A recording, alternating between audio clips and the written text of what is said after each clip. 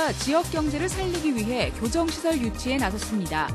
시민들의 지지가 잇따라 유치 여부에 관심이 쏠리고 있습니다. 어업용 면세유는 어업인에게만 공급해야 합니다.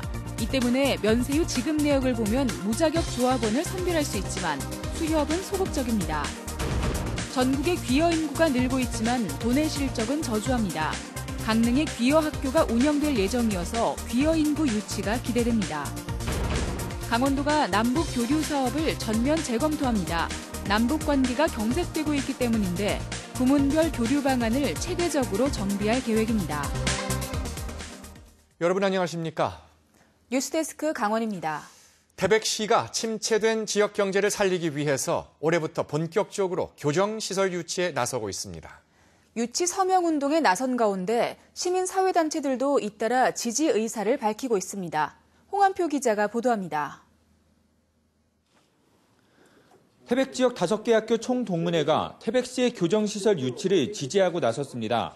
태백시청에서 열린 기자회견을 통해 교정시설은 인구 감소로 침체된 지역을 살릴 수 있는 동력이 될 수 있다며 적극적인 대정부 설득과 유치 활동에 나서달라고 부탁했습니다. 저희가 시작해서 된다는 건 아니지만은 지역 여론을 갖다가 활성화시키는 데는 도움이 되지 않을까 그런 부분으로 우리가 이와 같은 준비를 하게 된 겁니다. 교정시설 유치는 민선 7기 시장인 류태우 태백시장의 최대 공약입니다. 1000여 명 수용 규모의 시설을 유치하면 관리 인원만 400명에 달해 지역의 인구도 늘리고 지역 경제도 살릴 수 있다는 전략에서 출발했습니다. 법무부에 저희들 시민의 의지를 충분히 전달했고요. 저희들이 이제 경제가 어렵다 보니까 절박한 심정도 저희들이 충분히 피력을 했고 나름대로 공감은 하고 있습니다. 태백시 교정시설 유치준비위원회는 지난 1월부터 유치 서명 운동에 들어가 태백시 인구의 4분의 1에 달하는 만여 명의 서명을 받았고 이를 청와대와 국회, 법무부 등 관계 부처에 제출할 계획입니다. 잇따라 지지 의사를 밝히면서 교정시설 유치라는 공약에 시민들의 힘이 실리는 모습입니다. 정부의 석탄 합리화 정책으로 기반 산업이 한 번에 무너진 태백시가 경제 회생의 돌파구로 정한 교정시설 유치. 시민들이 잇따라 지지 의사를 보내면서 실제 유치 여부가 주목되고 있습니다. MBC 뉴스 홍한표입니다. 수협이나 지자체는 규정에 따라 어업인 자격이 없는 사람에게는 면세유를 공급하지 않고 있습니다. 면세유 지급 내역이 무자격 조합원을 선별할 수 있는 객관적 자료가 될 수 있는데도 수협은 조합원 정리에 소극적입니다. 김영호 기자가 보도합니다. 속초해양경찰서가 출입항을 관리하는 어선들의 지난해 조업 횟수입니다. 강릉 주문진에서 양양과 속초, 고성까지 1,800여 척의 어선 가운데 조업 일수가 60일이 안 되는 선박은 10%가량입니다. 소규모 항포구는 조업 일수 60일 미만 어선이 전체 어선의 20에서 30%에 달합니다. 60일 이상 조업을 하지 않았다면 어업인으로서의 자격을 그만큼 충족하지 못했을 가능성이 높다는 얘기입니다. 어업인 자격 문제는 보조금이 지원되는 면세유를 공급받는 중요한 기준이 되기도 합니다. 어업인이 하더라도 업 활동 안 하고 있으면 면세 공급 대상이 안 되죠. 그러면 이제 업 활동 하는지 안 하는지를 뭘로 보겠냐. 최근에 정의했던 120만 원까지 60일 이상 이익을 보는 거죠.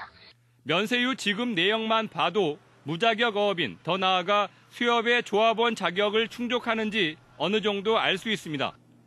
실제로 최근 2년 동안 출입항 횟수가 19번에 불과했던 양양군의 한 어촌계 관리선은 수협에서 면세유를 지급받지 않은 것으로 확인됐습니다. 그런데도 이 선박에는 12명이 공동선주로 등재돼 어촌 개원과 수협 조합원 자격을 유지하고 있습니다. 조합원들이 향후에 조합할 수 있는지 없는지를 우리가 통보를 했고 만약에 6개월 후에 조합을 하면은 조합은 제명한다는 그런 통지를 분명히 했습니다. 올해도 도내 등록어선 2,800여 척 가운데 5%인 150척이 조업 일수가 모자라 어업용 면세유를 받지 못하는 상황입니다. 하지만 조합원 자격을 심사할 수 있는 권한이 수협의 이사회에만 있다 보니 수협 스스로 의지를 갖지 않으면 무자격자 난립을 막기는 어렵습니다. MBC 뉴스 김영호입니다. 요즘 도시에서 어촌으로 귀여하려는 인구가 늘고 있지만 귀여가 쉽지 않은 게 현실입니다. 귀여를 희망하는 사람들을 도와줄 귀여 학교가 도내에서 운영됩니다. 보도에 조규환 기자입니다. 강릉시 사천항에서 낚싯배를 운영하는 김세중 씨. 김 씨는 7년 전 서울에서 귀촌을 했다가 바다가 좋아 지난해 다시 귀여했습니다. 외지 사람들에 대한 그 철저한 벽이 엄청 두껍고 받아들이는 게 힘들었는데 저는 그걸 이제 어민들과 융합하기 위해서 제가 많은 노력을 했어요. 강원도는 귀여를 돕기 위해 주택과 어구 구입비를 일부 지원하고 어업 기술을 교육하고 있지만 실제 귀여 인구는 미미합니다. 지난 2013년부터 2017년까지 도내 귀여 인구는 74명, 전국 귀여 인구의 약 1.5%에 불과합니다. 귀여 인구의 절반 이상은 충남과 전라도에 치중돼 있습니다. 도내에 귀여하는 인구가 많지 않은 상황에서 전국에서 4번째로 강릉의 귀여 학교가 들어섭니다. 현재 전국의 귀여 학교는 남해안 2곳과 서해안 1곳에 있습니다. 그런데 강원도 한동의 본부가 강릉 원주대에 귀여 학교를 운영하겠다며 해양수산부 공모사업에 신청해 이번에 최종 선정됐습니다. 귀여 학교는 강릉 원주대학교에 있는 해양생물연구교육센터가 있습니다. 거기다 위탁을 줘서 운영할 계획으로 연간 8주 동안 한 80명을 교육을 시킬 그런 계획으로 있습니다. 올해 국비와 지방비 등 14억 원이 투입돼 교육 실습 시설과 기숙사가 갖춰지며 빠르면 하반기부터 교육이 이루어집니다. 동해안에 처음 들어서는 귀여 학교가 귀여 인구를 늘리고 고령화로 고민하는 어촌에 활기를 불어넣을지 관심입니다. MBC 뉴스 조규환입니다. 베트남 북미 정상회담 실패로 남북 간 교류가 경색되고 있는 가운데 강원도가 남북 교류를 전면 재검토하기로 했습니다. 강원도는 각 부문별 교류 방안을 구체화하기로 했습니다. 강화길 기자가 보도합니다. 지난해 강원도가 추진한 남북 교류 협력 사업은 국제 유소년 축구대회가 사실상 유일했습니다. 안변 연어 부화장 건립 등을 북강원도에 제의했지만 답을 얻지 못했습니다. 게다가 지자체 남북 교류에 대한 정부의 통제도 줄어들 기미가 없습니다. 특히 최근 베트남 북미 정상회담 실패로 올해 예정된 강원도의 남북 교류도 예측하기 힘든 상황입니다. 강원도는 이에 따라 지지부진한 남북 교류 사업 전반에 대해 대대적인 재검토에 나섰습니다. 지난 12일에 열린 강원도 남북교류협력위원회. 기존 30명에 달하던 위원들을 20명으로 축소해 내실을 다지기로 했습니다. 이 자리에서 최무순 도지사는 남북교류에 있어서 지방자치단체의 역할을 강조했습니다. 실질적으로 남북교류를 이끌 주체는 지방정부 그리고 이 자리에 와 계신 위원님들과 기업들이 되겠습니다.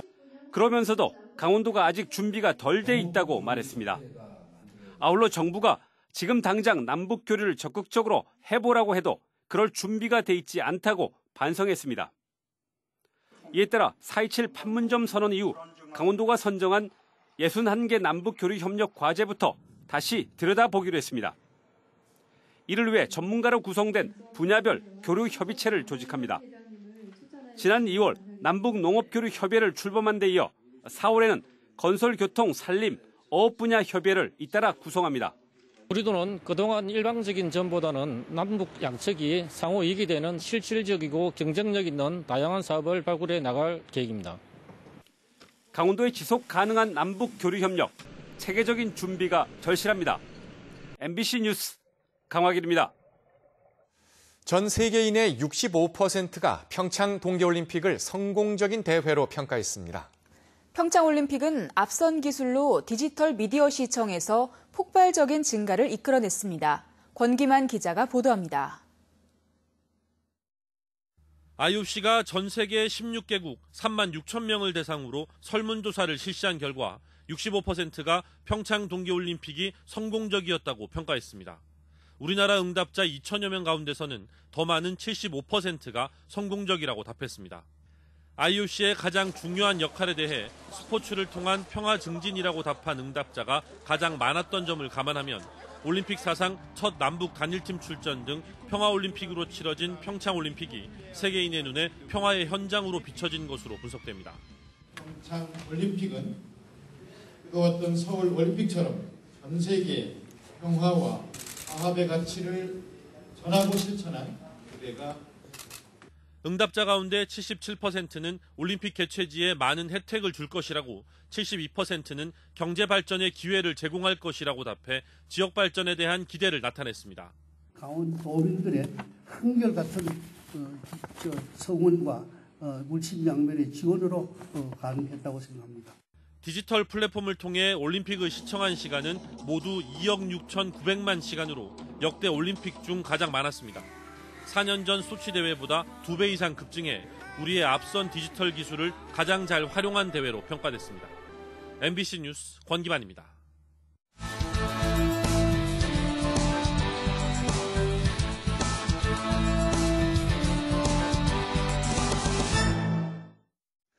(10대) 5명이 숨진 강릉 해안도로 차량 추락 사고에 대한 경찰 조사가 속도를 내고 있습니다. 강릉경찰서는 사고 차량 블랙박스 영상과 주변 CCTV를 분석한 결과 새벽 4시 40분에 차를 빌려 약 37분 지난 새벽 5시 17분쯤에 사고가 난 것으로 추정된다고 밝혔습니다. 경찰은 사고 경위를 조사하기 위해 전문기관에 차량 분석 등을 맡길 계획이고 다음 주쯤 결과가 나올 것으로 예상했습니다. 사고 내용을 요약하면 어제 오전 6시 30분쯤 강릉시 옥계면 해안도로에서 10대 5명이 타고 가던 소형 SUV 차량이 바다로 추락해 탑승객이 모두 숨졌습니다. 국방부가 환경부의 춘천 속초 동서고속철도 노선 안에 반대하는 입장을 강원도에 공식 통보했습니다. 국방부는 환경부가 제시했던 설악산 국립공원 완전 우회안에 대해 대규모 부대 이전은 안 된다며 반대 입장이 담긴 공문을 강원도와 국토교통부에 전달했습니다. 이에 따라 강원도와 국토부는 미시령 터널 하부 통과안이 가장 합리적이라는 명분을 얻게 됐습니다. 강원도와 국토부는 이를 토대로 조만간 환경부에 전략환경영향평가 보완서를 제출하기로 했습니다. 봄꽃이 활짝 피기 시작하면서 시, 군마다 관련 축제 준비가 한창 진행되고 있습니다. 강릉시는 이번 주부터 경포호 일대에 벚꽃이 피기 시작하자 다음 달 2일부터 7일까지 열리는 벚꽃 축제장 주변 편의시설을 정비하는 등 행사를 준비하고 있습니다. 또 오는 29일 삼척 맹방 유채꽃 축제와 정선 동강 할미꽃 축제 개막을 앞두고 삼척시와 정선군도 부대시설을 설치하고 손님 맞이를 준비하고 있습니다.